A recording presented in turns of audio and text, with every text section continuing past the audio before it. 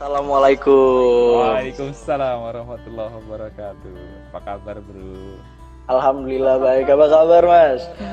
Alhamdulillah. Lama banget gak ketemu ya? Iya, udah berapa tahun ya? Ketemu ya? Terakhir itu 2014. tahun kan, 2014, betul. 2013 lah. Ya. Iya. Iya, ground ya. Iya, Ground itu 2012 kan? 2013. Oh, 2013. Ya. Iya. Misi gua bikin live ini cuman ya ini aja lah. Konten nantinya gua save, gua post lagi nggak masalah ya? Nggak masalah, dan gue juga boleh minta dong ya. Oh, nggak masalah, no problem.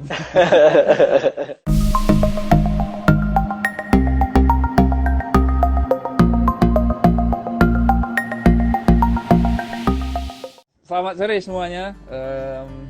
Ketemu lagi sama Bayu FTID. Sebenarnya nama gue Bayu Setianto ya. Jadi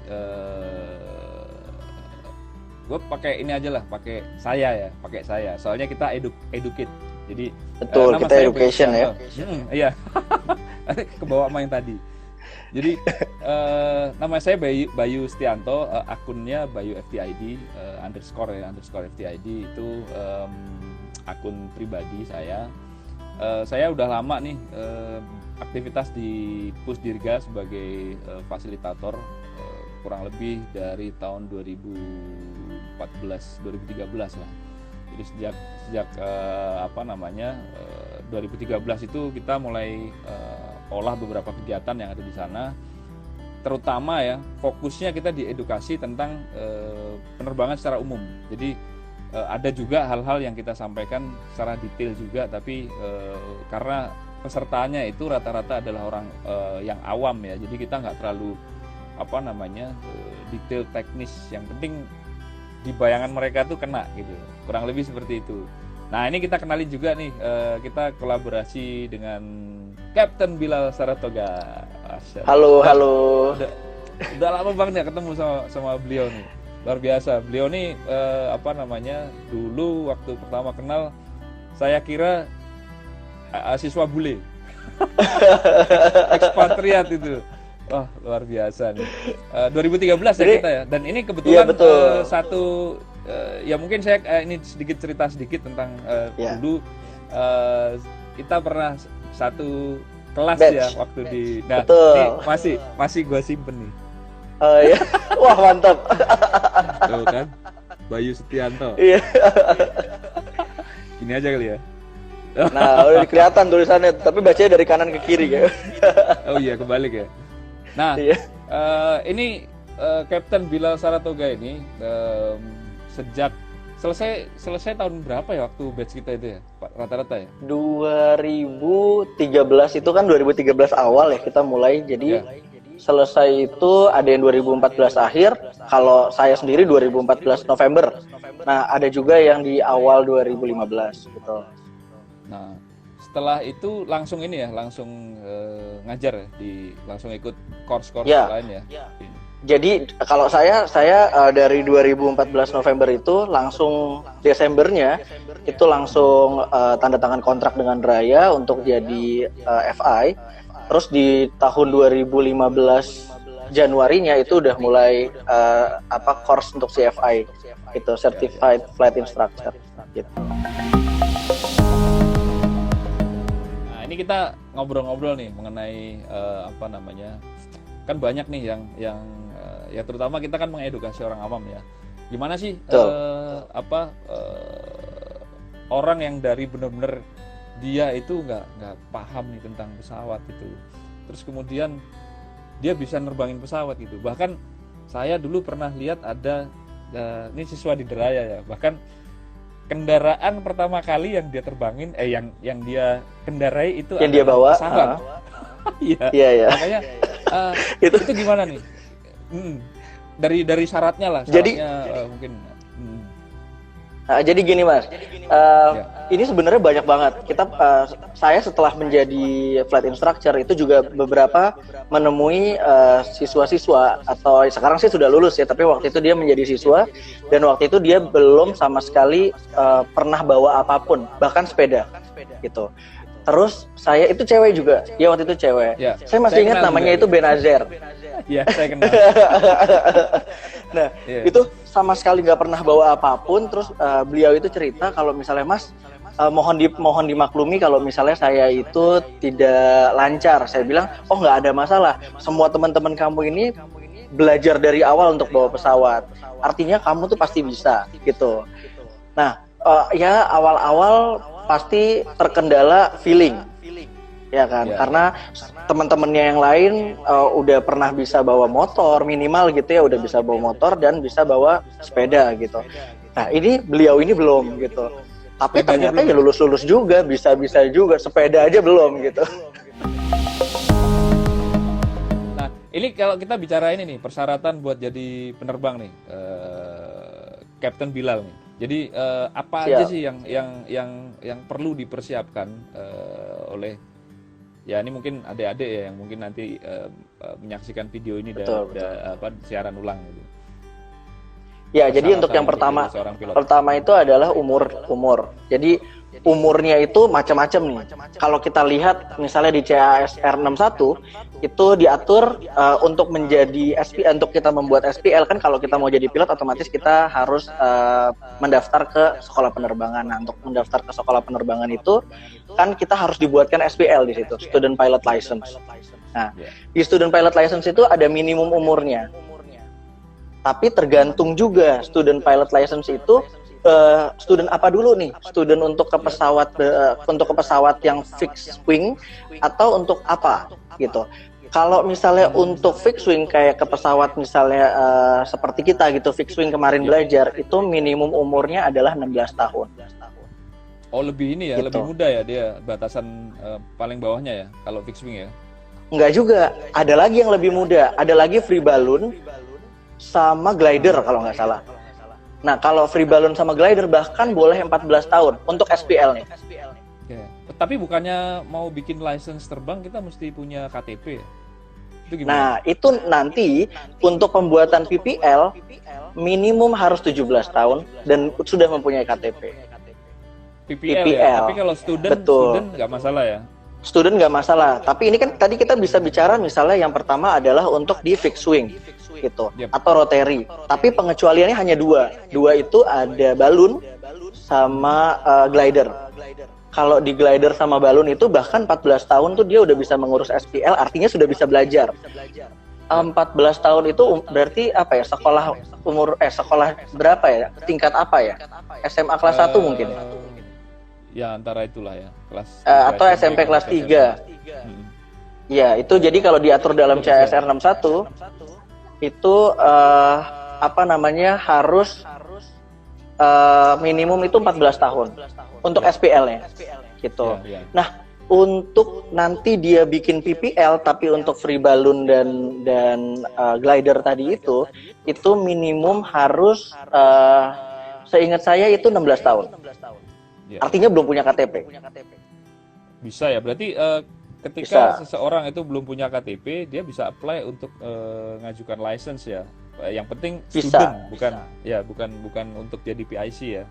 Betul, itu student. Tapi kan tadi terbagi menjadi dua ya. Lagi-lagi saya jelaskan bahwa di situ ada airplane dan ada juga free balloon dan glider tadi. Kalau free balloon dan glider dia bisa lebih muda lagi gitu. Oke. Nah, terus dari persyaratan lain nih, requirement lain yang dibutuhkan. Nah, tadi kan umur juga yang saya jelasin itu kan ada SPL ya, gitu. Ya. Nah, kalau PPL itu untuk airplane sendiri minimum umurnya adalah PPL itu 17 tahun. 17. Jadi Ya. itu untuk airplane. Tapi kalau untuk free balloon sama untuk glider itu boleh 16 tahun untuk PPL. Jadi gini nih, misal fixed wing mau apply ke ini nih, flying school. Sebelum mereka punya KTP sebenarnya sudah bisa ngajukan untuk student pilot license ya. Nah, Betul, nanti sudah bisa. Pada saat check ride PPL, ini udah mulai teknis nih sebenarnya, kita agak meloncat terlalu jauh. Iya. Tapi nggak apa-apa. Ini Nggak apa-apa, kita bahas aja. Saya penasaran. Jadi saya sendiri belum tahu soalnya. Jadi ketika dia umur 17 tahun berarti dia sudah bisa untuk check ride ya berarti ya. Jadi Iya, KTP betul. itu Jadi persyarat untuk check ride. Betul. Saat 17 tahun itu KTP itu menjadi syarat untuk dia check ride gitu. Tapi karena untuk dia check ride di PPL Airplane itu harus minimum 17 tahun. Tapi dia menjadi siswanya 16 tahun nggak ada masalah. Gitu. Ya. Mungkin terus kita ya lanjut. Oke, untuk CPL sendiri, CPL itu minimum umurnya adalah 18 tahun. Artinya saat dia check ride harus 18 tahun. Gitu. Nah, gitu. Terakhir untuk ATPL itu 21 tahun kalau nggak salah. Itu umur minimal ya untuk Betul. ikutin course kemudian sampai keluar ATPL-nya ya. Betul. Ya mungkin ini ada banyak sekali istilah-istilah baru ya mungkin buat yang menyaksikan ini. Check ride itu kita agak jelasin dikit. Check ride itu ini ya apa namanya kayak semacam ujian SIM ya. Ujian terakhir lah, ujian SIM lah boleh, betul.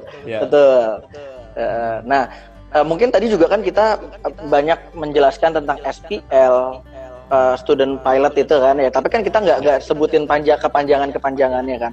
Mungkin kita bahas juga kali ya. SPL itu adalah student pilot license. Terus udah gitu ada PPL, private pilot license, lalu CPL, commercial pilot license, dan yang terakhir adalah ATPL, airline transport pilot license. Selain itu sebenarnya ada satu license lagi yang sebenarnya bikin kita banyak dispute di dunia penerbangan. Jadi istilahnya SPL juga, cuman karena kan di tempatnya kami di Pusdirga itu kan ada satu flying club, Asia Aero Flying Club. Nah di situ para penerbangnya mereka punya SPL juga. Nah tapi bukan student pilot license, cuman sport pilot license ya. Sport pilot license. Betul.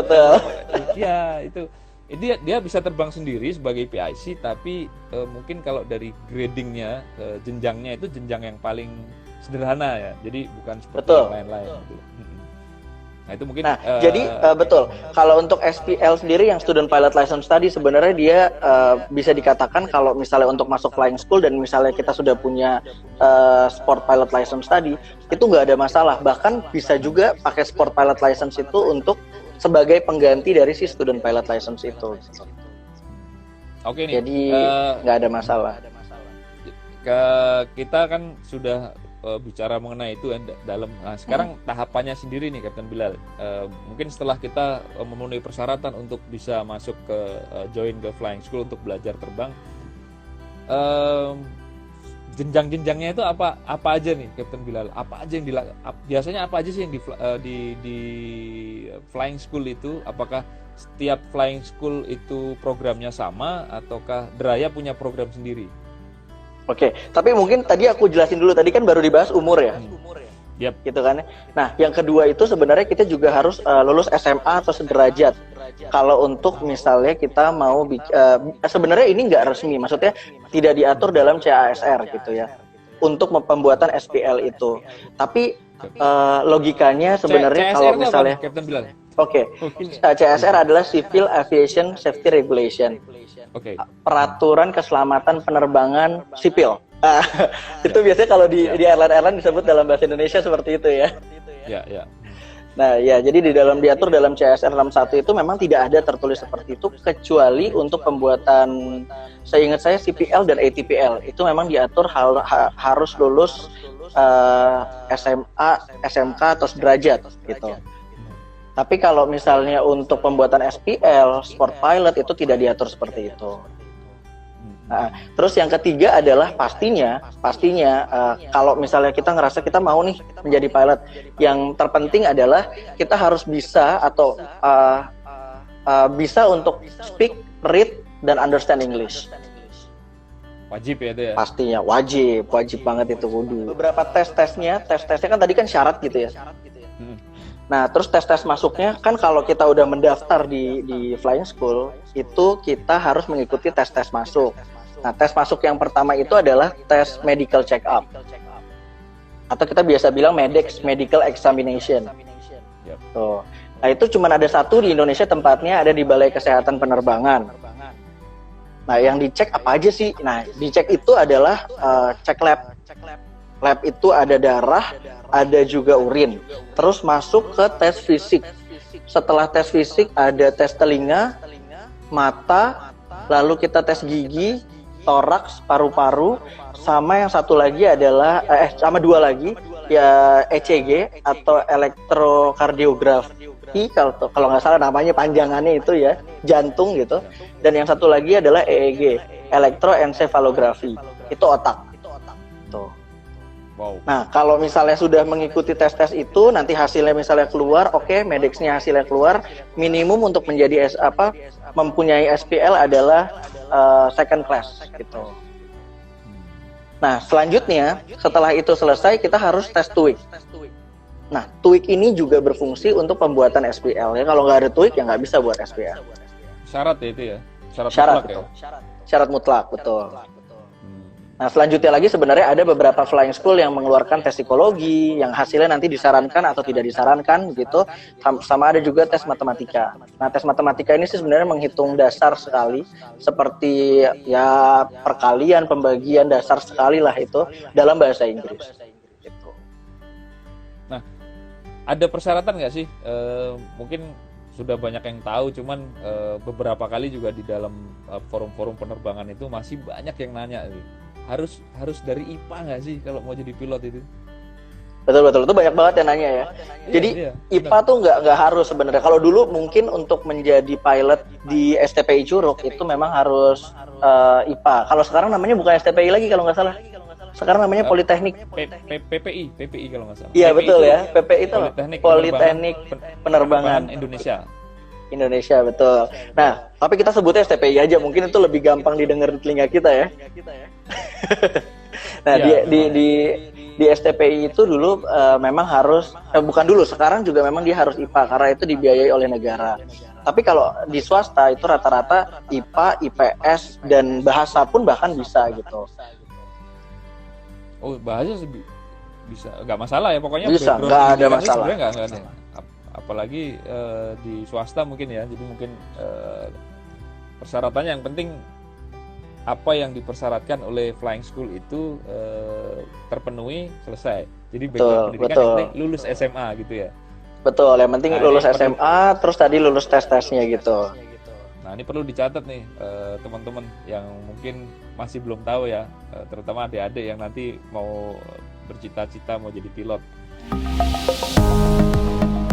Lantas setelah keterima, ini pertanyaan udah lewat tapi kita tanyain lagi karena tadi kita nggak urut ya. Kita coba urut. Betul. Setelah keterima nih, apa aja sih yang ada di dalam flying school itu kegiatannya sebenarnya?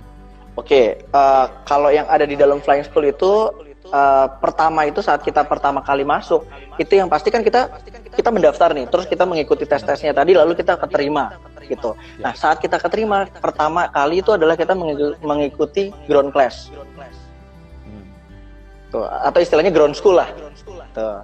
Nah, dalam ground school ini tuh dipelajari POF, Principle of Flight, Meteorology, Radio Aids Navigation, Navigation General, terus juga ada Navigation Flight Plan, terus ada juga Power Plan, Airframe, jangan lupa Airlow yang tadi CASR tadi, gitu.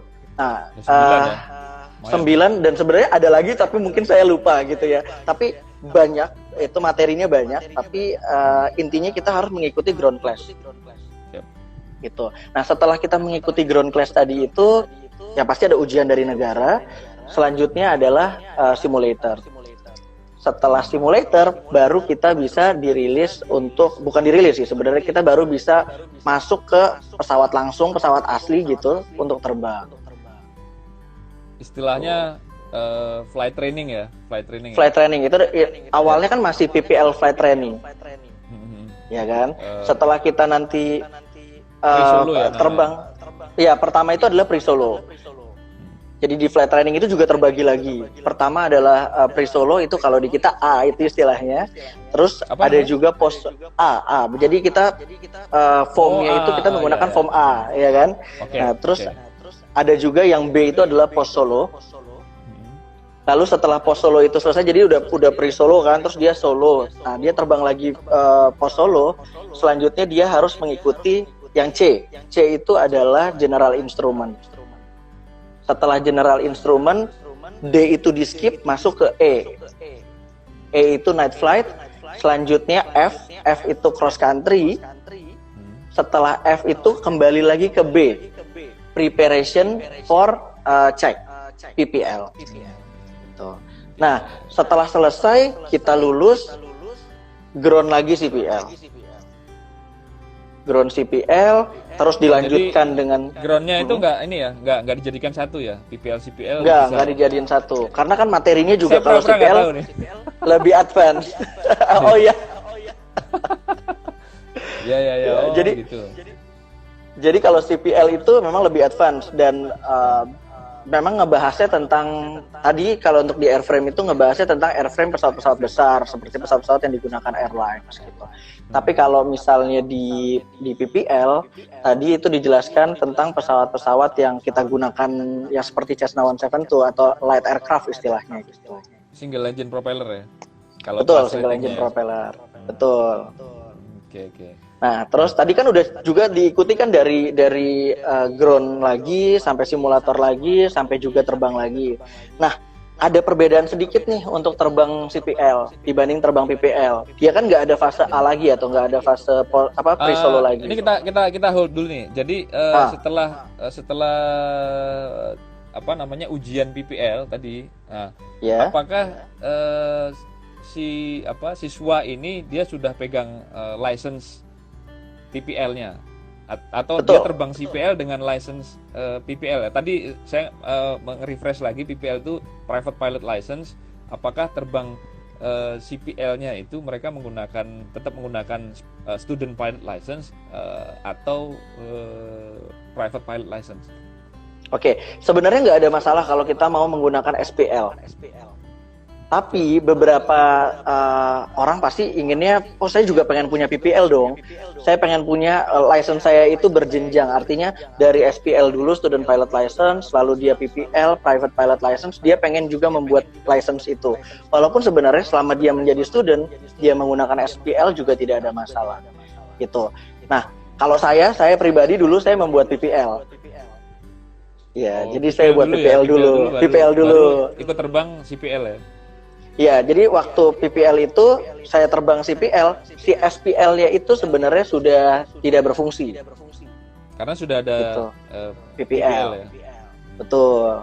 Gitu. Nah, setelah punya PPL udah issued segala macam, kita ground lagi misalnya gitu kan. Nah, itu simulator lagi, terbang lagi. Nah, perbedaannya terbang CPL dengan PPL tadi ini adalah kalau CPL awalnya itu dari C. General instrument tadi. Nah, selanjutnya tadi kan yang di PPL D-nya nggak ada, kita skip ya. Nah, di sini tuh ada D. D itu adalah radio instrument. Belajar apa aja sih radio instrument? Nah, radio instrument itu belajar approach, belajar yang seperti itu. Itu kenapa biasanya paketnya adalah PPL, CPL, IR. Oh, untuk instrumen rating ya? Instrumen rating.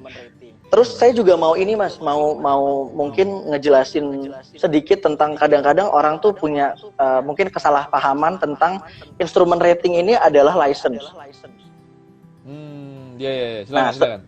Sebenarnya gini, license itu yang pertama adalah SPL. SPL itu di dalam CASR 61 tadi itu juga disatukan dengan sport pilot tadi. Itu. Jadi terus yang selanjutnya lagi adalah PPL, selanjutnya CPL, dan selanjutnya lagi adalah ATPL. Gitu. Nah, kalau rating, itu dia ada instrumen rating, terus ada class rating. Class rating itu seperti single engine land, single engine C, terus multi engine land, dan multi engine C.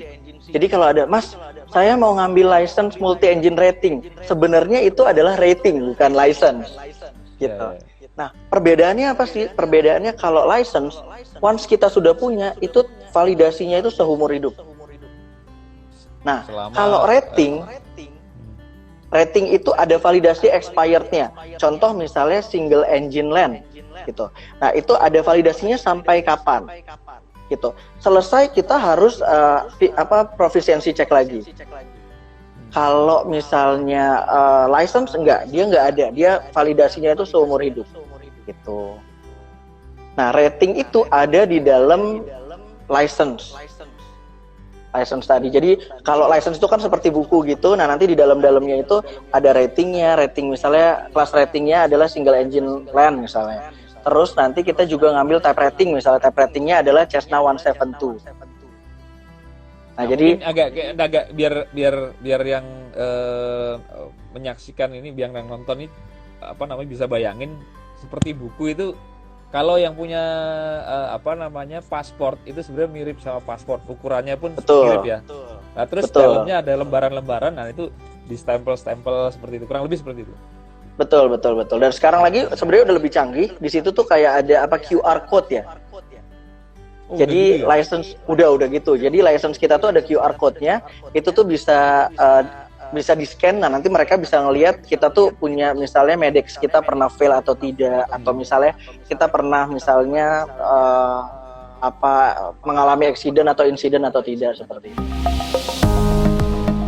Nah, terus setelah ini nih, setelah selesai nih kita sudah punya commercial pilot license plus instrument rating di dalamnya.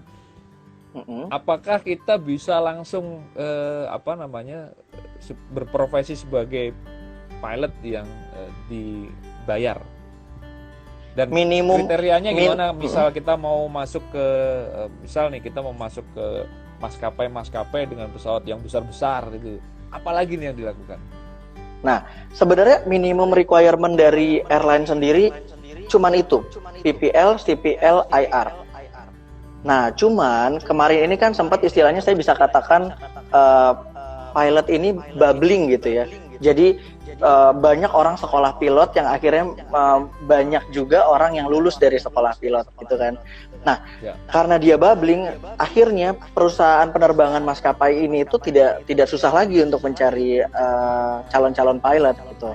Mereka bahkan bisa menyeleksi, menyortir dari sekian banyak calon-calon pilot ab initio ini gitu. Nah, karena itu mereka juga kasih persyaratan lanjutan. Misalnya kalau kalian misalnya punya multi engine rating, kalian didahulukan, atau kalian punya privilege.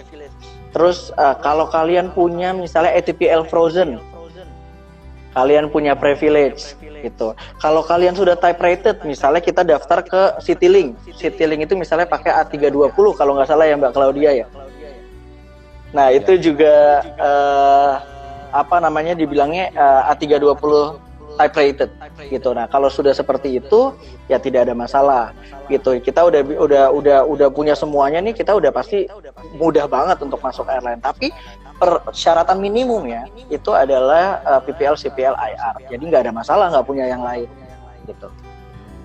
Jadi gini nih, boleh disimpulkan bahwa setelah lulus sekolah pilot itu memang ada beberapa yang mungkin sekolah pilotnya punyanya airline ya, jadi mungkin dia langsung bisa masuk situ mungkin. Jadi ada beberapa juga yang. Tapi kalau misal lepasan gitu, dia seperti Draya kan punya Draya Flying School ya, mungkin Draya Flying School, Draya Air punya Draya Air. Betul. Jadi mungkin ada beberapa yang ketika lulus Draya Air sendiri butuh bisa langsung masuk ke situ, walaupun tetap melalui proses seleksi, proses apply, ngelamar ya, cari kerjaan lah gitu. Terus kemudian untuk menerbangkan pesawat tertentu itu kan yang saya tahu memang nggak seperti mengendarai kendaraan darat ya, yang langsung bisa kita jalanin aja gitu. Nah, itu namanya apa itu, Kapten Bilal? Maksudnya adalah mungkin type rating tadi gitu. Jadi kalau misalnya kita mau, misalnya nih kita sudah bisa untuk bawa Cessna 172 misalnya gitu kan. Terus kita juga harus bisa misalnya punya multi engine rating untuk membawa pesawat yang lebih besar, yang artinya engine-nya lebih dari satu, misalnya A320 tadi gitu kan. Nah, setelah kita misalnya punya multi engine rating, otomatis kita harus type rating lagi yang A320 tadi, baru kita bisa membawa pesawat A320. Kalau kendaraan darat itu kan kita selama kita punya SIM A, itu kan kita bisa membawa semua kendaraan darat kecuali truk yang kayak gitu-gitu yang pakai SIM B kalau nggak salah ya. Jadi limitasinya hanya di ukuran. di ukuran. Tapi kalau misalnya di pesawat yang kalau di pesawat itu dia kita sudah misalnya rated A320, kita tidak boleh nih bawa Boeing. Kita harus type rating lagi, type rated di Boeing misalnya 777 misalnya seperti itu. Kalau dalam ini prosesnya sendiri itu Captain Bilal untuk tadi yang kita sempat di awal pernah sempat discuss ya. Jadi tantangannya yang paling berat itu ketika mengajarkan seseorang yang memang belum pernah, bahkan belum pernah lihat pesawat gitu kan. Ada yang tadi yang fenomena yang benar-benar kendaraan pertama yang bisa dikendarai adalah pesawat itu ya. Nah itu gimana itu ya, ini tantangannya gimana mereka cara melatih mereka, mengedukasi mereka gitu. Yang pertama itu adalah mereka tuh pasti PD-nya itu pasti kurang dibanding yang lain, karena Mas, teman-teman saya ini udah bawa ini, saya belum. Nah, kita harus ningkatin dulu tuh PD-nya. Setelah dia PD bahwa kamu pasti bisa, toh semua teman-temanmu juga baru pertama kali bawa pesawat ini gitu. Nah, kalau sudah PD baru kita mulai latih. Dia kan sudah punya PD, berarti ya udah kita tinggal latih sesuai seperti teman-teman yang lain. Walaupun banyak juga problem-problem seperti misalnya di tengah-tengah dia tidak bisa, misalnya katakan dia tidak bisa straight and level gitu, atau landingnya nggak bisa-bisa gitu. Dia akhirnya merasa galau lah istilahnya gitu. Jadi dia galau, terus dia aduh Mas, menyerah atau apa ya, kita tingkatkan lagi PD-nya. Tapi problem untuk orang-orang yang memang first time bawa pesawat itu ya adalah PD-nya dia. Terutama saat misalnya dia mau solo flight. Kalau solo flight itu ya kita harus tingkatkan dulu nih PD-nya. Kita udah yakin nih dia bagus terbang sama kita. Tapi kita lihat dia nggak berani untuk solo flight. Nah ya udah kita harus tingkatkan dulu PD-nya. Nah mungkin solo flight itu apa tuh? Mungkin bisa coba dijelasin ke teman-teman yang nanti ya. Jadi proses pertama tadi kan adalah pre-solo. Pre-solo itu yang A tadi itu kan. Setelah dia pre-solo selesai katakan misalnya 12 jam gitu kan. 12 jam terus FI-nya, flight instructor-nya ini sudah yakin dia bisa nih terbang sendiri 3 kali touch and go selama setengah jam atau 30 menit biasanya. Nah, itu FI akan merilis dia landing, turun, masuk ke apron, terus nanti dibilang kamu sudah bisa first solo, kamu yakin atau tidak? Jadi kita meyakinkan dia dulu gitu. Setelah dia yakin, dia akan masuk sendiri, terbang sendiri, touch and go 3 kali, kurang lebih selama 30 menit. Jadi artinya sekali take off dan landing, sekali sirkuit itu dia 10 menit kurang lebih. Tuh. Jadi terbang solo itu terbang pertama untuk dia. Terbang pertama tapi untuk sendiri gitu. Itu tanpa harus ditemani sama Captain Bilal ya. Ya, betul. Ya. Nah, itu mungkin kurang lebih itu ya prosesnya untuk menjadi seorang penerbang yang nantinya bisa join di perusahaan maskapai, perusahaan operator pesawat. Betul. Gitu. Jadi memang agak ada sedikit perbedaan dengan proses belajar di kendaraan darat, karena dalam penerbangan ini memang gerakannya tambah ya Kak ya. Jadi selain kalau kendaraan darat kan hanya kanan kiri aja. Kalau naik turun ngikutin jalan, tapi kalau pesawat naik turun bisa kita kontrol ya. Gitu. Bisa, jadi kita bisa kontrol naik turun, bisa kontrol yang seperti ini istilahnya yawing, sama kita juga bisa kontrol rollingnya. Nah, gitu. Jadi ada tiga aksis ya, ada 3 aksis. 3 aksis, betul. Ya. Nah itu. Nah terus gimana? Lanjut. Terus mungkin kita juga ini kali, kita harus menjelaskan tentang apa SPL itu fungsinya buat apa, PPL, CPL, lalu ATPL. Mungkin masih banyak yang belum paham fungsi-fungsinya ini buat apa nih Mas. Gitu. Nah, kalau sport pilot, boleh. Nanti Mas mungkin bisa jelasin juga tuh tentang sport pilot tuh.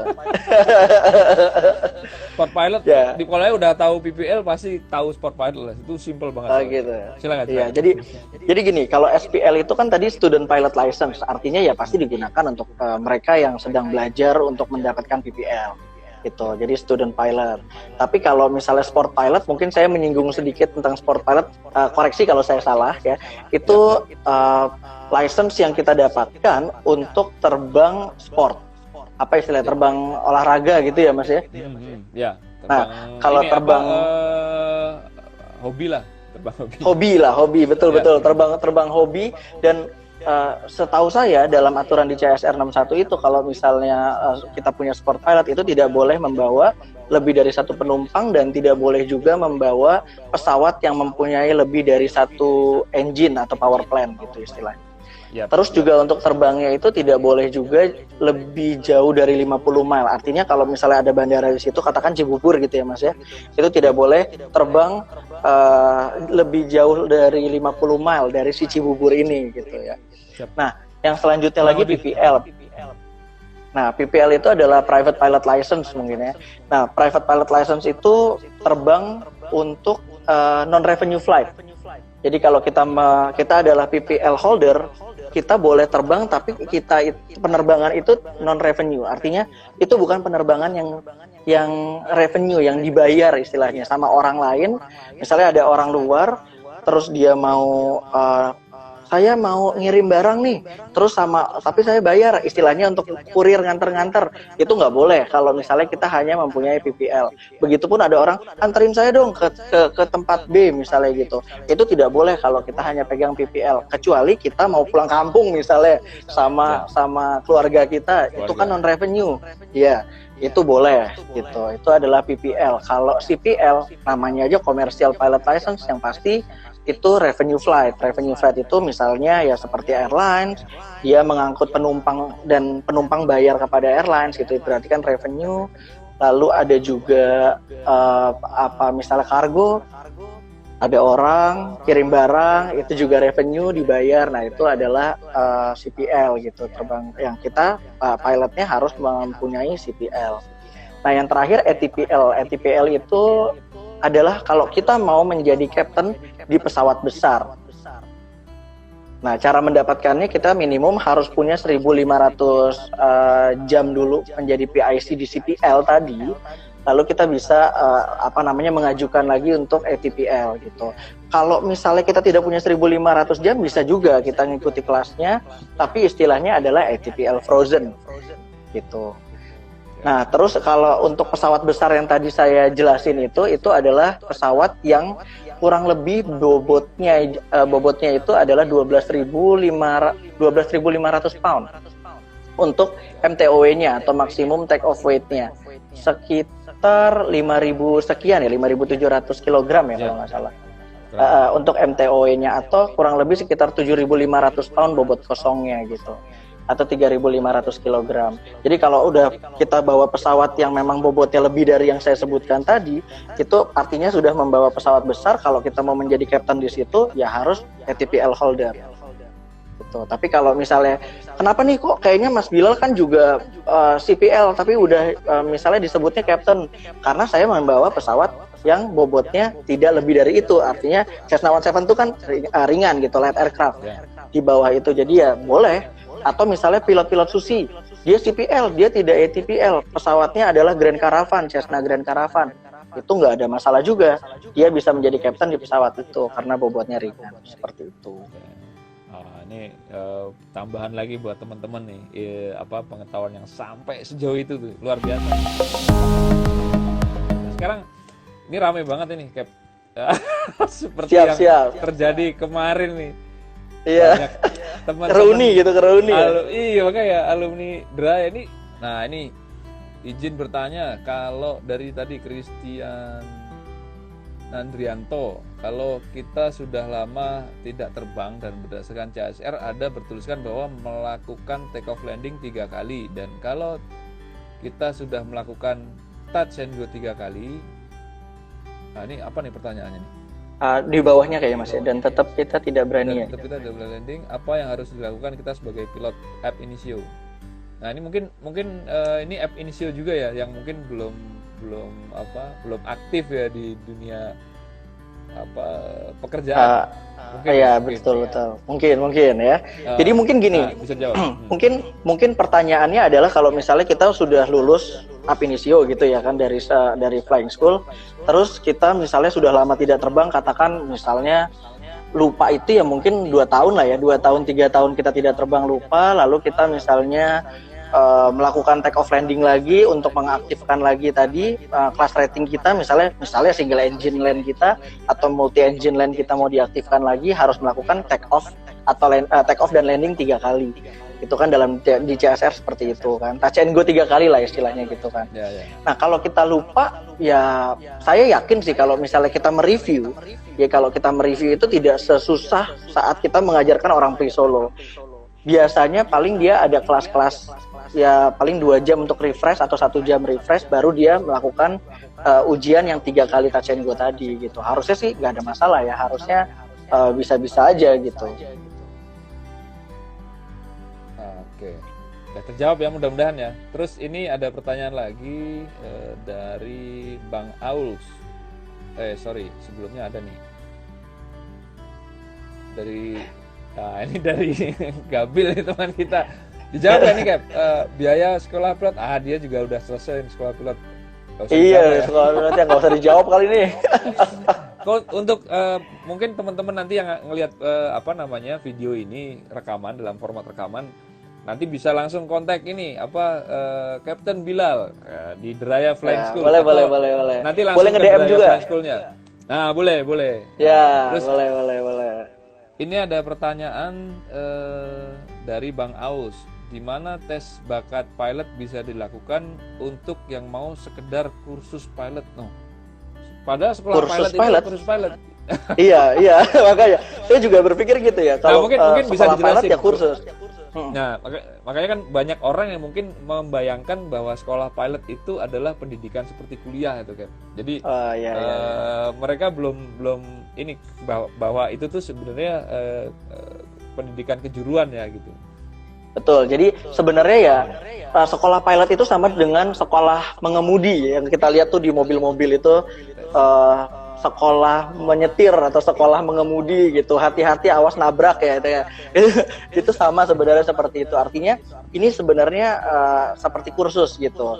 Nah, makanya setelah lulus dari flying school pun kita tidak punya gelar seperti S1 gitu ya. Kita cuman misalnya ya kita memegang license holder tadi, misalnya PPL holder atau CPL holder tadi gitu. Nah, terus di mana tes bakat pilot? Nah, kalau tes bakat pilotnya itu banyak sih. Cuman beberapa tempat yang saya tahu itu ada di Auri. Kalau di Halim itu kita harus masuk dulu ke dalam. Nanti di dalam situ ada tes psikologi Auri. Nah, ada di situ satu. Sama satu lagi ada di Lakespra Saryanto. Kalau nggak salah dulu Mas Bayu itu di Lakespra ya Mas ya? Lakespra saya. Ya, kalau saya dulu di Auri gitu. Jadi tesnya ya sama, hasilnya nanti adalah disarankan atau tidak disarankan. Saya nggak tahu apakah kalau kita tidak mendaftar di salah satu sekolah penerbangan bisa ikut tes itu, atau harus mendaftar di sekolah penerbangan dulu, baru kita bisa ikut tes bakat terbang itu. Karena itu suratnya kan dari sekolah gitu ya. Tapi mungkin bisa ditanyakan langsung ke pihak itu gitu. Misalnya ke Lakespranya bisa datang tanya, saya bisa nggak sih ikut tes bakat terbang gitu. Mungkin ini ya jawaban dari pertanyaan Bang Aus ini, ya itu tadi yang kita jelaskan, maksudnya secara kalau kita mau ikut sekolah terbang ya. Tapi kalau hanya untuk mengetahui apakah kita berbakat untuk mengemudikan pesawat, sebenarnya di Jakarta ini ada beberapa tempat sih ya. Ini saya agak sedikit sampaikan, mungkin ada beberapa tempat yang dia punya wahana untuk simulator mencoba terbang. Sekedar mencoba simulator gitu. Dulu ada flight experience di Gandaria City, tapi sekarang udah tutup ya. Mungkin sekarang ada punyanya itu Captain Vincent Raditya, itu dia punya ya. Jadi ya itu di ini juga ya. Promoin nih Captain Vincent. Namanya Flight Deck Indonesia kalau nggak salah. Flight Deck betul. Nah, itu ada beberapa tempat, cuman memang kita harus keluar biaya sendiri ya Cap ya. Betul. Terus kadang-kadang juga gini, Cap, kalau jadi kalau kayak di Deraya itu bisa nggak kita hanya mau cobain untuk simulator gitu, apakah kita berbakat atau tidak gitu. Betul, saya juga ini mau menginformasikan sebenarnya. Kadang-kadang kalau makanya follow aja nih IG Draya Flying School, di situ ada informasi. Kita kadang-kadang sering melakukan DFE. DFE itu Draya Flight Experience. Ya, Draya Flight Experience itu pakai simulatornya kita, itu sama merasakan gimana sih cara menerbangkan Cessna dan apa sih rasanya menjadi siswa di Draya. Nah, itu ada gitu. Follow aja di Draya Flying School, di situ nanti ada informasi-informasi tentang DFE ini. Nah, itu Bang Aus terjawab kan? Mungkin silakan kontak ke Draya Flying School atau mau DM ke Captain Bilal boleh. Akunnya Bilal Saratoga. Kalau Draya Flying School kalau nggak salah Draya Flying School juga ya, tapi disambung. Iya, Draya Flying School disambung no spasi. Saya juga Bilal Saratoga disambung no spasi. Nah, itu jadi sebenarnya sekarang udah nggak kayak zaman dulu ya. Jadi dulu tuh mau ngelihat kita bakat atau tidak itu kan susah. Nah, sekarang bahkan di rumah aja kita bisa mengetahui kita ini bakat atau tidak. Install apa namanya? Microsoft itu Flight Simulator X kalau nggak salah. Iya. Iya. Banyak kan sih, ada explain, ada itu ya sifatnya banyak tapi ya. Sebenarnya sudah inilah ya mirip lah, walaupun pemiripannya itu mungkin 70-60% ya, nggak seperti yang FFS gitu, tapi saya rasa bisa lah untuk ngetes seberapa ini sih kita nalar kita, terus motorik kita itu untuk menerbangkan sebuah pesawat. Mepet nih Cap. Iya, waktunya nih ya. Masih ada 8 menit lagi. Jadi saya startnya persis jam 4. Iya. Nah, ini kita kayaknya keburu kita putus sendiri, ini kan 1 jam mati sendiri. Nah, betul. Pertanyaan juga udah habis. Mungkin dari Captain Bila sendiri apa nih harapannya untuk penerbangan Indonesia, terus buat pilot-pilot yang mungkin sekarang masih belum ada kesempatan, itu apa pesannya? Mungkin terutama untuk yang adik-adik yang masih muda yang nantinya pengen jadi seorang penerbang nih, dan harapannya untuk penerbangan Indonesia, terutama general aviation yang sekarang masih anak tiri lah sekarang. Betul. Saya mau ini aja dulu. Sebenarnya untuk penerbangan Indonesia saya optimis banget bahwa Indonesia ini kan negara kepulauan gitu ya. Kalau negara kepulauan itu pasti orang tuh butuh transportasi pesawat terbang. Itu udah pasti gitu kan. Nah, efeknya kalau orang itu demand-nya adalah butuh transportasi pesawat terbang, otomatis maskapai itu juga pasti akan bertambah atau minimal fleet-nya pesawatnya itu pasti dia bertambah. Ya, kita tahu lah ada beberapa perusahaan penerbangan swasta itu dia fleetnya selalu bertambah signifikan gitu kan. Nah, kalau fleetnya itu bertambah signifikan, otomatis dia membutuhkan pilot yang juga banyak gitu. Nah, terus tapi kok kayaknya faktualnya gitu, itu berbanding terbalik. Coba daftar di sana, Mas kerjanya jauh ya, itu resiko pekerjaan gitu. Ya kan, tapi minimal kita punya pengalaman kerja dulu gitu. Jadi harapan saya sih sebenarnya untuk general aviation yang ada itu ya tetap bisa bertahan sekalipun kondisinya mungkin sekarang juga sedang ada pandemik ya. Kita berharap pandemik ini cepat berakhir sehingga ekonomi tetap berjalan dengan baik dan kita nanti bisa terbang dengan nyaman lagi gitu. Nah, ini saya coba sebelum kita tutup nih ya Kak, saya juga coba nambah nih buat teman-teman juga bahwa general aviation ini justru malah sektor yang sektor penerbangan yang dia ya memang terdampak ya dengan adanya pandemi ini, tapi sebenarnya impact-nya nggak terlalu signifikan, nggak seperti yang di maskapai, malah yang ya semua maskapai ya, maksudnya yang di penerbangan yang besar-besar yang berjadwal.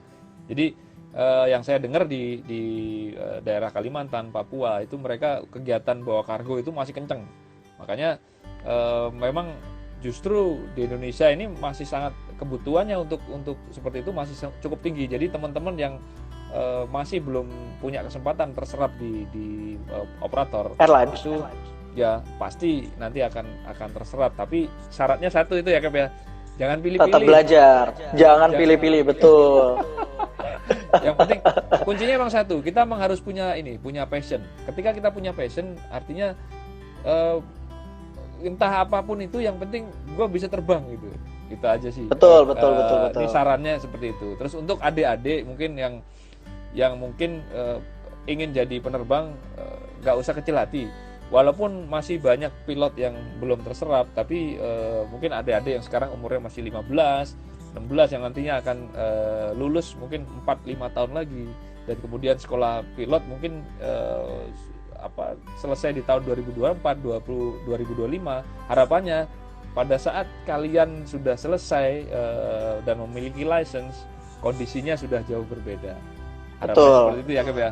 Jadi betul. Tinggal 10 detik lagi. Mungkin terima kasih nih Kapten Bilal. Mungkin kita insya Allah kita akan sambung lagi di kesempatan yang lain. Siap. Salam.